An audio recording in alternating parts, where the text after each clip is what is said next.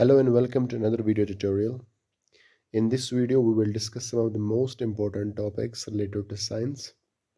जो finance account assistant का जो साइंस सेक्शन है इसमें पहले कुछ टॉपिक्स है जैसे Newton's law of motion, work, energy, power, distance, displacement, velocity and speed. इसके मैंने एनसीईआरटी बेस्ड कुछ एमसीक्यूज बनाए हैं। बहुत ही इंपॉर्टेंट एमसीक्यूज मैंने बनाए हैं। ये उसका पार्ट 1 है। ऐसे ही मैं एनसीईआरटी से बहुत सारे एमसीक्यूज निकालूंगा और एमसीक्यूज करेंगे हम 100 से ऊपर एनसीईआरटी बेस्ड। हर एक टॉपिक के मैं एमसीक्यूज यहाँ पे पार्ट वाइज यहाँ पे आपको कराऊंगा। तो इससे क्या होगा, इससे यहाँ पे साइंस का हमें रिवीजन भी होगा। ये जो एमसीक्यूज मैं कराऊंगा इनमें से साइंस का ऑलमोस्ट अच्छे से रिवीजन होगा। तो हम स्टार्ट करेंगे बिना किसी देरी के। आपके पास पहला क्वेश्चन आ रहा है। The first question is which law is known as Newton's law of inertia. कौन से लॉ को हम न्यूटन्स लॉ ऑफ इनर्शिया कहते हैं? तो इसका आंसर सबको मालूम ही होगा, first law of motion. Newton's first law of motion जो होता है उसी को बोलते हैं फर्स्ट लॉ ऑफ इनर्शिया। अब यहाँ पे बात उठती है, इनर्शिया किसको बोलते हैं? इनर्शिया बोलते हैं ये एक ऑब्जेक्ट की नेचुरल टेंडेंसी होती है। एक ऑब्जेक्ट की नेचुरल टेंडेंसी होती है टू रिमेन एट रेस्ट, और मोशन और इन मोशन। ऑब्जेक्ट की नेचुरल टेंडेंसी होती है टू रिमेन एट रेस्ट और इन मोशन। तो अब जब इस जो ऑब्जेक्ट की नेचुरल टेंडेंसी है टू रिमेन एट रेस्ट और इन मोशन, अब इस इनर्शिया को अगर हम मेजर करेंगे, तो इसको हम बोलते हैं मास। ये आपको याद रखना है। The measure of inertia is known as mass. जब हम किसी ऑब्जेक्ट के इनर्शिया को मेजर करते हैं तो इसको बोलते हैं हम मास। तो इनर्शिया क्या है? It's nothing but it's a natural tendency of an object to stay at rest or in motion. When we measure this inertia, we call it mass. This is it. तो फर्स्ट लॉ जो है, Newton's first law को हम बोलते हैं law of inertia. Second law तो नहीं है, सेकेंड लॉ में मोमेंटम का कंसेप्ट आता है। थर्ड लॉ में to every action there is an equivalent opposite reaction, fourth law. Now हम सेकेंड क्वेश्चन पे मूव करेंगे। अब यहाँ पे क्वेश्चन क्या है? The heavier and the massive objects, जो हेवी बहुत भारी भारी होते हैं और मैसिव बड़े बड़े ऑब्जेक्ट्स होते हैं, उनमें आपको बोलना है कि उनमें क्या स्मॉलर इनर्शिया होती है, लार्जर इनर्शिया होता है, न्यूट्रल इनर्शिया होता है, मीडियम इनर्शिया होता है। ये हमें बताना है। जो बहुत भारी होते हैं ऑब्वियसली उनमें मास ज़्यादा होगा। जब मास ज़्यादा होगा तो इससे मतलब क्या हुआ? तो इससे मतलब ये हुआ कि इनर्शिया भी इसमें हायर है, लार्जर है। तो इसका आंसर लार्जर इनर्शिया है। जो बहुत भारी भारी ऑब्जेक्ट्स होते हैं उनके पास लार्जर इनर्शिया होता है, बिकॉज उनका मास बहुत ज़्यादा होता है, तभी उनका इनर्शिया भी बहुत ज़्यादा है, larger inertia. Now moving forward, तो यहाँ पे हमें बताना है तो मोमेंटम का ऐसा यूनिट क्या है। जो सेकंड लॉ है न्यूटन का जो सेकंड लॉ है, इसमें हमारे पास रिलेशनशिप दिया गया है फोर्स, मास और एक्सेलरेशन। ये हमें रिलेशनशिप देता है किस किस के दरमियान? फोर्स, मास एंड एक्सेलरेशन के दरमियान। ये क्वेश्चन पूछा गया था जेकेएसबी के एग्जाम में। Second law gives a relationship between force, mass and acceleration. और इसी में सेकेंड लॉ में मोमेंटम का कंसेप्ट आता है, जिसको हम पी से डिनोट करते हैं। पी क्या होता है? Momentum. It's defined as product of mass into velocity. जब मास को मैं वेलोसिटी के साथ यहाँ पे क्या करूँगा? प्रोडक्ट करूँगा तो हमारे पास मोमेंटम आता है। ओके, अब यहाँ पर पूछ रहा है कि मोमेंटम का ऐसा यूनिट क्या है? तो मोमेंटम किसके बराबर है? मास इनटू वेलोसिटी। अब मास उठाओ। अब मास का ऐसा यूनिट क्या है? मास का ऐसा यूनिट है किलोग्राम। मास का ऐसा यूनिट है किलोग्राम। और वेलोसिटी का क्या है? Metre per second. वेलोसिटी क्या है? Metre per second. तो अगर हम किलोग्राम और मीटर पर सेकेंड को मल्टीप्लाई करेंगे तो क्या बनेगा? Kilogram metre per second. तो मेरे पास क्या आ गया? किलोग्राम मीटर पर सेकेंड इसका करेक्ट आंसर है। तो मोमेंटम का जो ऐसा यूनिट होता है, स्टैंडर्ड इंटरनेशनल यूनिट जो होता है, वो किलोग्राम मीटर पर सेकेंड होता है। ओके, अब बहुत सारे यहाँ पे क्वांटिटीज़ हैं, इनको हम इसको हम देखेंगे, इनको हम देखेंगे कि इनका ऐसा यूनिट क्या होता है। तो पहले हमें पता चला कि मोमेंटम का ऐसा यूनिट क्या है, किलोग्राम मीटर पर सेकंड। नाउ ये हमारे पास आ गया किलोग्राम मीटर पर सेकंड। अब फोर्स का क्या है, आपको पता है फोर्स का क्या है, न्यूटन। और एक्सेलरेशन का क्या है, एक्सेलरेशन का है मीटर पर सेकंड स्क्वायर, मीटर पर सेकंड स्क्वायर। और क्या है, वेलोसिटी का क्या है, मीटर पर सेकंड। वेलोसिटी का क्या ऐसा यूनिट है, मीटर पर सेकंड। डिस्टेंस का क्या है, डिस्टेंस का मीटर है या किलोमीटर। डिस्प्लेसमेंट का भी सेम है, मीटर और किलोमीटर। और क्या है हमारे पास, स्पीड, स्पीड का भी मीटर पर सेकंड ही है। ओके, ये कुछ जो है क्वांटिटीज, इनका एसआई यूनिट है। इनमें से कुछ स्केलर क्वांटिटीज भी है और कुछ वेक्टर क्वांटिटीज भी है। अब आगे बढ़ेंगे हम। An object travels 30 metre east and 40 metre north in 20 seconds, what will be the net velocity. एक ऑब्जेक्ट ट्रैवल करता है 30 मीटर ईस्ट की तरफ और 40 मीटर नॉर्थ की तरफ 20 सेकेंड्स में।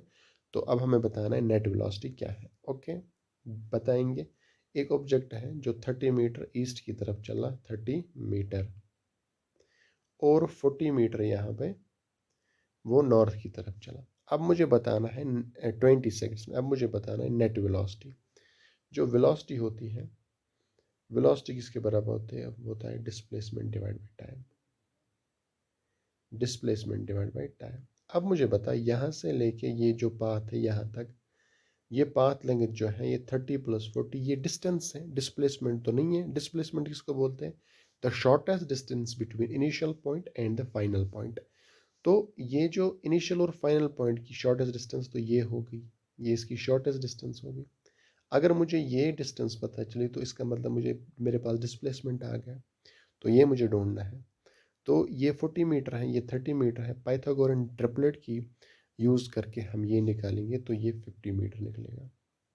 ओके, तो डिस्प्लेसमेंट मेरे पास 50 मीटर आ गई। अब इसको मैं पुट करूँगा, डिस्प्लेसमेंट मेरे पास 50 आ गई और टाइम क्या है 20 सेकेंड्स। 0 से 0 कट गया, 5/2 क्या है 2.5। हमें क्या निकालना है, नेट वेलोसिटी। तो नेट वेलोसिटी का ऐसा यूनिट क्या है, मीटर पर सेकेंड। तो 2.5 मीटर पर सेकेंड इसका करेक्ट आंसर होगा। ओके, ये बहुत ज़्यादा इजी क्वेश्चन था। Now moving forward. अब मुझे बता, यहाँ पे क्वेश्चन है the motion of freely falling body. जो मोशन होती है एक फ्रीली फॉलिंग बॉडी की, वो क्या होती है, यूनिफॉर्मली एक्सेलरेटेड मोशन होती है, नॉन यूनिफॉर्मली एक्सेलरेटेड होती है, फ्री फॉलिंग होती है, बोथ ए एंड बी होती है। देखो ये जो है फ्री फॉल जो होता है, अगर हम कोई चीज़ हम ऐसे थ्रो करेंगे ऊपर की ओर, उसको नीचे नीचे जब आएगा वो ऑब्जेक्ट, तो वो क्या करेगा, उसको वो इक्वल डिस्टेंस ट्रैवल करेगा in equal interval of time. अगर हम इंटरवल्स बनाएंगे तो यहाँ से यहाँ तक जो डिस्टेंस कवर करेगा, इक्वल डिस्टेंस ट्रैवल करेगा इक्वल इंटरवल में, यहाँ से इक्वल डिस्टेंस इक्वल इंटरवल में, यहाँ से यहाँ तक इक्वल डिस्टेंस इक्वल इंटरवल में, क्योंकि बिकॉज ग्रेविटी का यहाँ से फोर्स वो पुश करेगा इसको। तो जब इक्वल डिस्टेंस ट्रैवल करेगा वो इक्वल इंटरवल ऑफ टाइम है, तो उसको क्या बोलते हैं, यूनिफॉर्मली एक्सेलरेटेड मोशन। तो इस क्वेश्चन का जो है फ्रीली फॉलिंग बॉडी जो है उसकी जो मोशन होती है वो यूनिफॉर्मली एक्सेलरेटेड मोशन होती है। अब फर्ज करो एक कार यहाँ पे चल रही है, लेट अस सपोज ये यहाँ पे कार चल रही है, तो बीच बीच में क्या होता है, बीच बीच में ब्रेक्स भी आते हैं, ब्रेक्स लगाते हुए तो वो क्या करता है, वो अनइक्वल डिस्टेंस ट्रेवल करता है in equal interval of time. तो उस टाइम पे हम बोलेंगे नॉन यूनिफॉर्म एक्सेलरेटेड मोशन। लेकिन इसको ब्रेक वेक मत लगती है, इसको ब्रेक वेक नहीं लगती, ये सीधा फ्री फॉलिंग बॉडी होती है। फ्री फॉलिंग बॉडी जो होती है उसकी यूनिफॉर्मली एक्सेलरेटेड मोशन होती है। जो ऐसे ब्रेक वेक दे के चलती है, तो जो अनइक्वल डिस्टेंस ट्रैवल करते हैं इक्वल इंटरवल ऑफ टाइम, तो इसको बोलते हैं नॉन यूनिफॉर्मली एक्सेलरेटेड। तो इस क्वेश्चन का आंसर क्या है, uniformly accelerated motion. Now moving forward. अब यहाँ पे क्वेश्चन है the car accelerates uniformly from 18 kilometre to 36 kilometre in 5 second. एक कार एक्सेलरेट कर रही है, यूनिफॉर्मली एक्सेलरेट कर रही है 18 किलोमीटर पर आवर से 18 किलोमीटर पर आवर से to 36 kilometre per hour in 50 seconds, what will be its acceleration. मुझे एक्सेलरेशन निकालनी है। तो एक्सेलरेशन क्या है, इसको बोलते हैं final velocity minus initial velocity divide by T. Final velocity minus initial velocity divide by T. तो एक्सेलरेशन मेरे पास क्या है, फाइनल वेलोसिटी मेरे पास 36 है minus 18, 36 minus 18 divide by T, T क्या है 5। तो मुझे 36 माइनस 18 क्या होता है 18 डिवाइड बाई, मुझे क्या निकालना, एक्सेलरेशन निकालना है मुझे। ओके ओके 36 माइनस 18, तो मुझे एक्सेलरेशन निकालना है यहाँ पे। अब पहले हम क्या करेंगे, पहले हम काम करेंगे किलोमीटर पर आवर है ना, इसको हम मीटर पर सेकंड में कन्वर्ट करेंगे। 36 किलोमीटर पर आवर जो है ना, इसको 5 डिवाइड बाई 18 से मल्टीप्लाई करेंगे, तो 36 इंटू 5 डिवाइड बाई 18 तो क्या है 18, 18 टू हज़ार, तो ये क्या बनेगा 10 मीटर पर सेकंड। तो 10 यहाँ पे 10 आ गया, तो 36 किलोमीटर को हम किलोमीटर पर आवर को जब मीटर पर सेकंड में कन्वर्ट करेंगे तो वो 10 मीटर पर सेकंड आएगा। अब 18 को हम 5 डिवाइड बाई 18 से मल्टीप्लाई करेंगे, 18 18 कट हो जाएगा तो ये बन जाएगा 5 मीटर। तो 10 माइनस 5 डिवाइड बाई 5 सेकेंड्स, तो ये क्या बनेगा 5 divide by 5, that's equal to 1 metre per second square. तो ये जो है ना, ये ऑप्शन एलिमिनेशन से क्वेश्चन हो जाएगा 1 मीटर पर सेकेंड स्क्वायर, इसकी हमारे पास एक्सेलरेशन निकल के आएगी।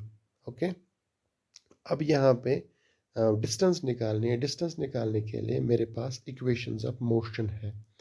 मेरे पास डिस्टेंस का वर्ड यहाँ पे निकालना है। इक्वेशन ऑफ मोशन, यहाँ से आप मतलब डिस्टेंस निकाल सकते हो इक्वेशन ऑफ मोशन से। वो इक्वेशन 3 हमें याद होनी चाहिए। वो इक्वेशन 3 कौन कौन सी है हमारे पास, हमारे पास कौन कौन सी इक्वेशंस है। एक इक्वेशन है S is equal to U T plus 1 divide by T A T square. ये फॉर्मूला लगा के आपको देखो, इनिशियल वेलोसिटी भी आपको देखिए, टाइम भी आपको देखिए, एक्सेलरेशन भी आपने निकाली है और टाइम भी आपको पता है, तो यहाँ से आपको डिस्टेंस का वर्ड निकलेगा।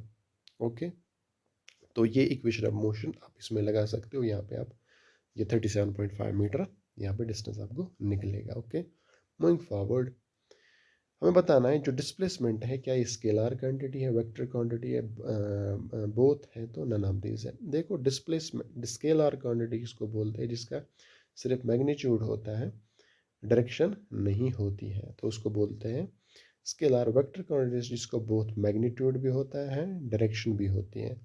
डिस्प्लेसमेंट का मैग्नीट्यूड भी होता है, डायरेक्शन भी होती है, तो तभी ये वेक्टर क्वांटिटी है। ओके, और वेलोसिटी का मैग्नीट्यूड भी होता है, डायरेक्शन भी होता है, वो भी वेक्टर क्वांटिटी है। डिस्टेंस का सिर्फ मैग्नीट्यूड ही होता है, तो वो स्केलर क्वांटिटी है। ओके, स्पीड का सिर्फ मैग्नीट्यूड ही होता है, तभी वो स्केलर क्वांटिटी है। ओके, तो डिस्प्लेसमेंट क्या है, डिस्प्लेसमेंट वेक्टर क्वांटिटी है। Okay, moving forward, 1 milli coulomb is equal to, देखो कूलम का एक कूलम का छोटा यूनिट होता है मिली कूलम। 1 मिली कूलम जो होता है, ये आपको याद रखना है, 1 मिली कूलम होता है 10 to the power minus 3। Okay, 1 milli coulomb जो होता है वो किसके बराबर है 10 टू द पावर माइनस 3। और एक होता है मिली कूलम और दूसरा होता है 1 माइक्रो कूलम। माइक्रो कूलम जो होता है, माइक्रो कूलम होता है 10 टू द पावर माइनस 6। ये 1 माइक्रो कूलम है। देख, कूलम के छोटे छोटे यूनिट्स। तो 1 मिली कूलम जो होता है वो होता है 10 raise power minus 3, 10 to the power minus 3। और 1 माइक्रो कूलम किसके बराबर होता है 10 टू द पावर माइनस 6। तो इसका आंसर सेकंड पार्ट है। ओके, तो अब हम आगे चलेंगे। क्वेश्चन क्या है, how much work is done in moving A charge. मेरे पास क्यू दे के हैं, मेरे पास क्यू है 2 कूलम, क्यू क्या है 2 कूलम, और मेरे पास पोटेंशियल डिफरेंस V है। V क्या है मेरे पास 12 वोल्ट, 12 वोल्ट मेरे पास है। तो मुझे क्या निकालना है, वर्क डन निकालना है। मुझे निकालना है वर्क डन। तो मुझे पता है जो पोटेंशियल डिफरेंस होता है V होता है, वो किसके बराबर होता है, work done bringing one charge from infinity to that point. तो मुझे वर्क डन निकालना है, V मुझे दे के है, V क्या है मेरे पास 12, और वर्क डन मुझे निकालना है, Q क्या है मेरे पास, Q मेरे पास है क्यू मेरे पास है 2। तो अब यहाँ से हमें निकलेगा वर्क डन जो होता है 2 × 12 क्या होता है 24 जूल्स मेरे पास यहाँ पे। हाँ, तो इसका आंसर फोर्थ पार्ट है 24 joules. Okay, now moving forward. एक कंडक्टर है जिसकी अप्रिशिएबल रेजिस्टेंस होती है, तो उसको क्या बोलते हैं? रेजिस्टिविटी तो नहीं बोलते हैं, रेजिस्टिविटी नहीं बोलते हैं। रियोस्टेट तो नहीं बोलते। रियोस्टेट एक डिवाइस होती है जिससे हम रेजिस्टेंस को इंक्रीज और डिक्रीज करते हैं। ये आपको याद रखना, ये बहुत इंपॉर्टेंट टर्म है। डिवाइस, ये एक डिवाइस है जिससे हम रेजिस्टेंस जो होती है कंडक्टर में उसको इंक्रीज कर सकते हैं और डिक्रीज कर सकते हैं। तो रेजिस्टेंट कंडक्टर तो कुछ कोई टर्म ही नहीं सुनी मैंने। रेजिस्टर, जो रेजिस्टर होता है, रेजिस्टर एक ऐसा कंडक्टर, एक ऐसा यहाँ पे कंडक्टर है जिसकी अप्रिशिएबल रेजिस्टेंस होती है। तो ये इसका आंसर रेजिस्टेंस है। तो अगर क्वेश्चन यहाँ पे आ गया, जो रेजिस्टेंस वो कौन सी डिवाइस है जिससे रेजिस्टेंस को हम इंक्रीज कर सकते हो डिक्रीज कर सकते हो, वहाँ पे रियोस्टेट आंसर आएगा। और अगर आपको यहाँ पे बोलना है कि पोटेंशियल डिफरेंस को कैसे मेजर करते हैं, वोल्ट मीटर से। कौन सी डिवाइस पोटेंशियल डिफरेंस को मेजर करती है? Volt meter. कौन सी डिवाइस करंट को मेजर करती है? एमीटर। ये हमें याद रखना है। एमीटर जो होती है वो इलेक्ट्रिक करंट को मेजर करती है। वोल्ट मीटर जो होता है, वोल्ट मीटर यहाँ पे पोटेंशियल डिफरेंस को ये यहाँ पे मेजर करती है। और जो रियोस्टेट होता है, रियोस्टेट एक डिवाइस है जिससे हम रेजिस्टेंस को इंक्रीज और डिक्रीज कर सकते हैं। तो मूविंग फॉरवर्ड, एंड जो यहाँ पे मेरे पास है, an electric iron having a resistance of 20 ohm. Resistance मेरे पास है 20 ohm, takes a current of 5 ampere. Current क्या है मेरे पास? 5। What will be the heat developed in 30 seconds? ये हीटिंग इफेक्ट का क्वेश्चन है। जो हमारे पास हीटिंग इफेक्ट होता है, एच होता है, वो बराबर होता है I²RT। I²RT heating effect, H = I²RT। मेरे पास करंट भी है, रेजिस्टेंस भी है, टाइम भी है। तो इसको मैं इसमें मैं यहाँ पे पुट करूँगा तो मेरे पास हीट आएगी। तो मेरे पास क्या है? करंट क्या है मेरे पास? करंट मेरे पास है 5 एम्पियर। 5 का स्क्वायर यहाँ पे लिखूंगा, 5 का स्क्वायर, 5 का स्क्वायर में लिखूंगा, इनटू रेजिस्टेंस क्या है मेरे पास? 20। और यहाँ पे टाइम क्या है मेरे पास? 30 सेकेंड्स। 30 सेकेंड, तो ये क्या बनेंगे? 25 इंटू 20 इंटू 30। तो इसको सॉल्व करके यहाँ पे मेरे पास कुछ यहाँ पे आएगा, तो 30 यहाँ पे बनेगा।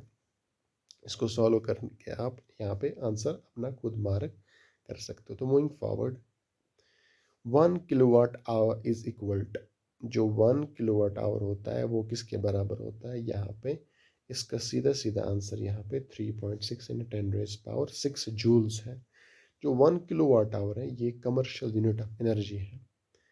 अगर आपको बोलेंगे कमर्शियल यूनिट ऑफ एनर्जी क्या है, तो वो है kilowatt hour. Unit of energy वो क्या है? ये बहुत इंपॉर्टेंट क्वेश्चन है, वो है किलोवाट आवर। ये कमर्शियल यूनिट ऑफ एनर्जी है। तो 1 किलोवाट आवर किसके बराबर होता है? 3.6 × 10⁻⁶ जूल्स। तो पावर का ऐसा यूनिट क्या है? वाट। पावर का ऐसा यूनिट क्या है? वाट। एनर्जी का ऐसा यूनिट क्या है? जूल्स। एनर्जी का ऐसा यूनिट क्या है? जूल। यह हमें याद रखना है। तो कमर्शियल यूनिट ऑफ एनर्जी क्या है? Kilowatt hour. ओके, तो 1 किलोवाट आवर किसके बराबर होता है? 3.6 × 10⁻⁶ joules. Okay, moving forward, which of the following terms does not represent the electric power? जो पावर होता है, electric power, P = V × I। P = V × I। Power = V × I। Potential difference into current, voltage into current. Voltage into current जो power होता है ये बराबर होता है voltage into current.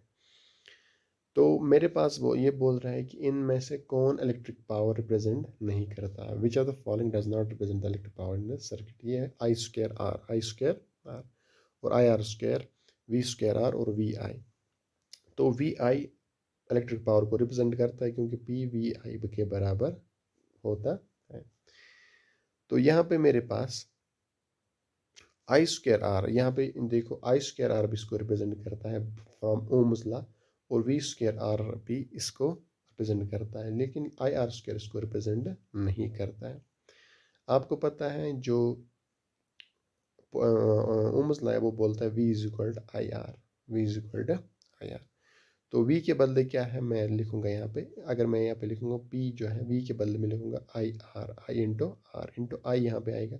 I into I क्या होता है, आई स्क्वायर आर। तो पावर इसको भी रिप्रेजेंट करता है, आई स्क्वायर आर को भी रिप्रेजेंट करता है। अब वी स्क्वायर आर को भी रिप्रेजेंट करता है लेकिन इसको नहीं रिप्रेजेंट करता है। तो सेकंड वाला पार्ट इसका आंसर है। वी स्क्वायर आर को कैसे रिप्रेजेंट करता है, देखो जो मेरे पास क्या है, P is equal to V into I. अगर मैं इस यहाँ पे आई की वैल्यू निकालूंगा, इसमें आई की वैल्यू निकालूंगा तो ये क्या बन जाएगा, ये आर इसके डिवाइड में आएगा, वी डिवाइड बाई आर। तो यहाँ पे आई की जगह में वी डिवाइड बाई आर रखूंगा तो वी इंटू वी क्या होता है, V square by R, V square by.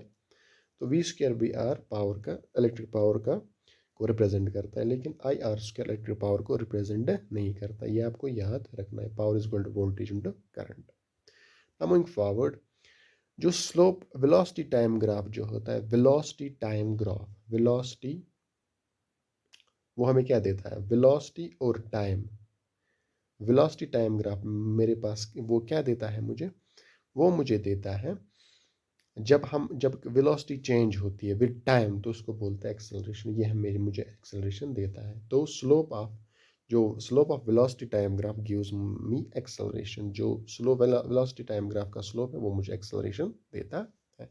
तो इसका आंसर एक्सेलरेशन है मेरे पास। ओके, नाउ लास्ट क्वेश्चन है यहाँ पे, the velocity time graph of an object is given below, the object has uniform retardation. तो वेलोसिटी टाइम ग्राफ मेरे पास यहाँ पे नीचे दिया गया है। अगर आप इसको देख के आप मुझे बोलोगे तो इसका मतलब क्या हो, मतलब ये क्या मुझे दिखा रहा है, ये क्या मुझे रिप्रेजेंट करा रहा है। तो टाइम के इंक्रीज होने के साथ जो वेलोसिटी है तो वो डिक्रीज होती है। जो वेलोसिटी क्या होती है, डिक्रीज होती है, वेलोसिटी डिक्रीज होती है विद टाइम। तो यहाँ पे टाइम जब टाइम जो इंक्रीज होता है, अगर टाइम डिक्रीज हो जाएगा वेलोसिटी भी डिक्रीज हो जाएगी। तो इसको हम बोलते हैं यूनिफॉर्म रिटार्डेशन, इसको बोलते हैं यूनिफॉर्म रिटार्डेशन। तो यूनिफॉर्म रिटार्डेशन को हम ऐसे भी याद रख सकते हो, minus of acceleration is known as uniform retardation. अगर एक्सेलरेशन नेगेटिव में आएगी, अगर एक्सेलरेशन नेगेटिव में आएगी तो इसको हम बोलते हैं यूनिफॉर्म रिटार्डेशन। तो ये जो है ना, ये जब हम मतलब वेलोसिटी डिक्रीज होती है विद टाइम, वेलोसिटी डिक्रीज होती है विद टाइम, तो इसको हम बोलते हैं यूनिफॉर्म रिटार्डेशन। या हम यूनिफॉर्म रिटार्डेशन इसको भी बोलते हैं जब मेरे पास एक्सेलरेशन जो होती है वो नेगेटिव में आती है, उसको बोलते हैं हम यूनिफॉर्म रिटार्डेशन। और यूनिफॉर्म एक्सेलरेशन किसको बोलते हैं, यूनिफॉर्म एक्सेलरेशन बोलते हैं विद व्हेन व्हेन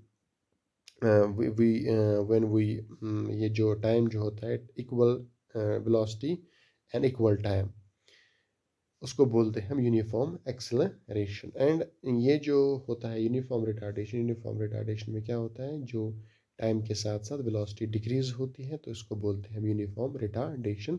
या हम ऐसे भी इसको बोलते हैं जो एक्सेलरेशन की नेगेटिव एक्सेलरेशन का, जब हम एक्सेलरेशन नेगेटिव होती है तो इसको बोलते हैं यूनिफॉर्म रिटार्डेशन। तो ये थे कुछ MCQs यहाँ पे जो हमने सॉल्व किए। तो जो आगे वाला जो चैप्टर होगा हम इस उसमें हम chemical equations and its types की करेंगे MCQs। तो यहाँ पे बस इतना ही आज के लिए। तो अगर आपको ये MCQ सीरीज़ पसंद आ गई तो आप इसको शेयर कीजिएगा और इसको लाइक कीजिएगा। तो बस मतलब एज ए हेल्प के लिए यहाँ पे MCQ सीरीज़ बनाई जा रही है। तो अपना ख्याल रखिएगा, नेक्स्ट वीडियो में मिलते हैं। टिल देन अल्लाह हाफ़िज़।